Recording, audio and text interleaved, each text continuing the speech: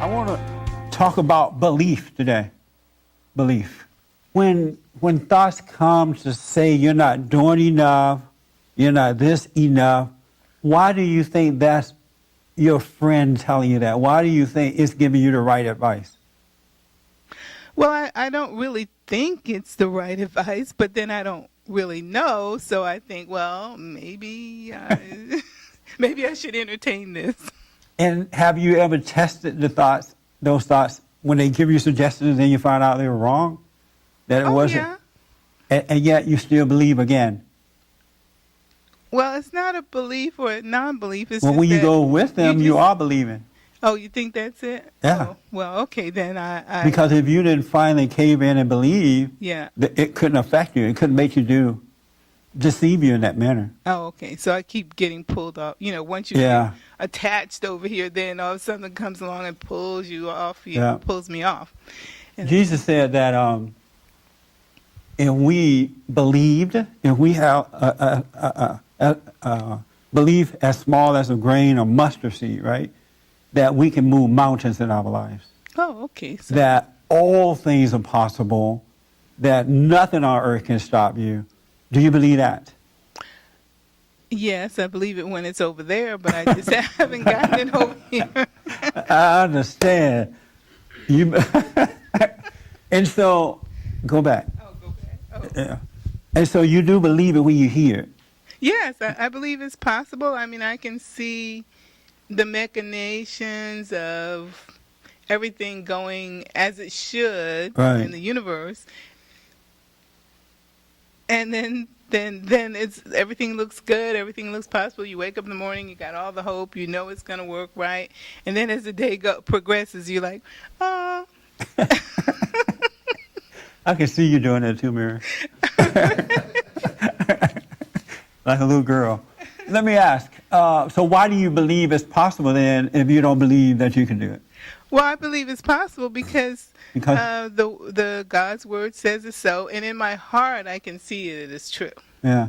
Can you imagine living a life of 100% belief? Just imagine what that must be like. Yeah, I think that's the thing, that it seems like it's so easy, it can't really work.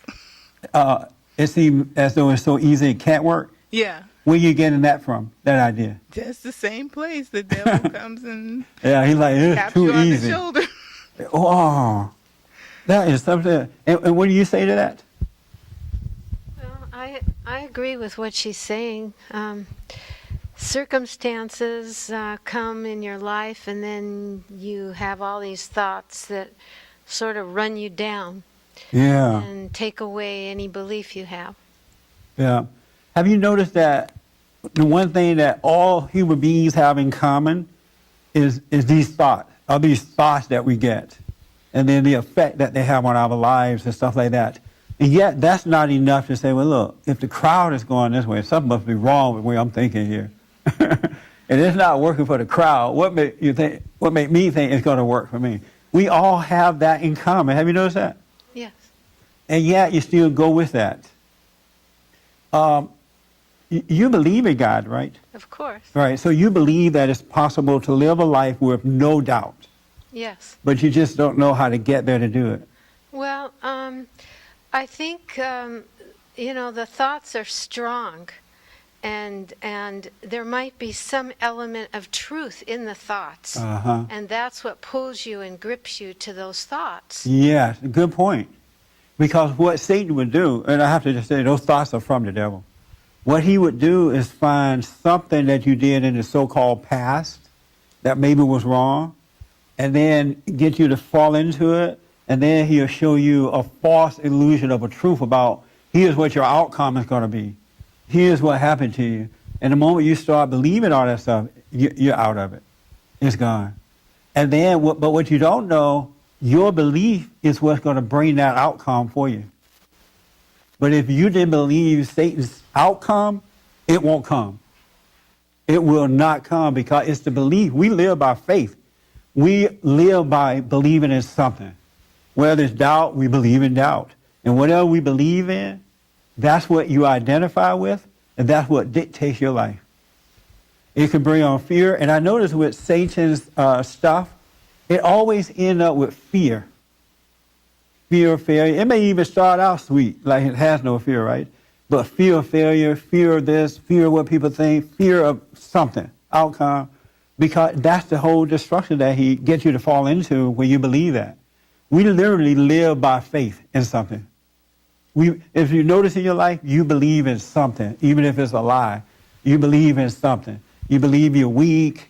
You believe you're afraid. You believe you're not attractive enough. You believe that you're not skinny enough. You believe that somebody's looking at you. Have you noticed what you believe? We got to pay attention to self so we can get over this. And I'm going to help you today, hopefully, show you where you're going wrong. But it's not good living a life of doubt, huh? No. It's a mess. It would drive you to drink. Why do you doubt at times?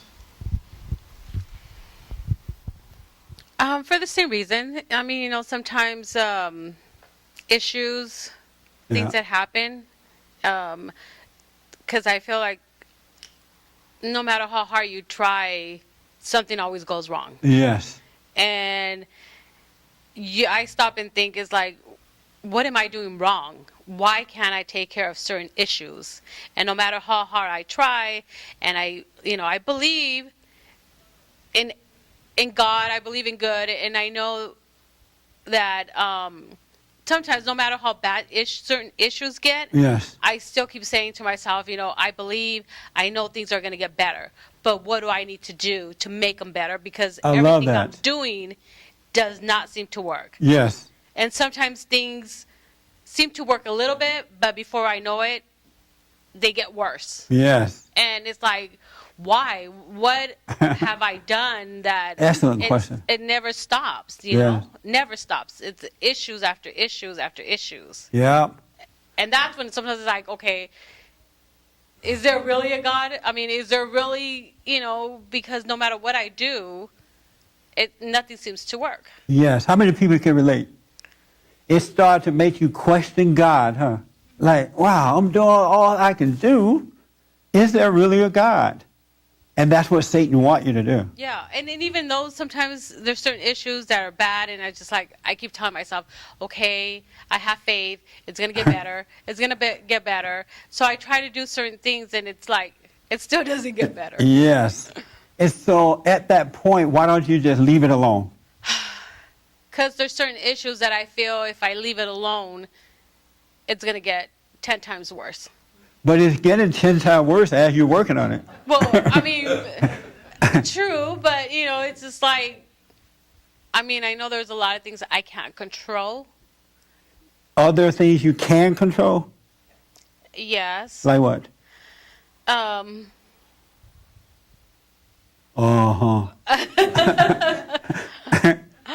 I guess not. You can't think of one thing that you can control, but yet you're thinking that you can control certain things. Yes. But right now you can't tell me one thing that you can control. Well, I think the only thing I can control is my feelings and faith. You can control your feelings? Sometimes I could.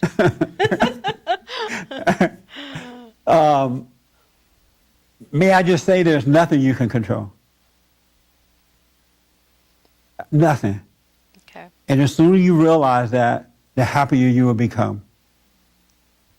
Okay. It's a egotistical, willful person, whether it's me, you, or anybody else, who think that they can control something. Because just think about it.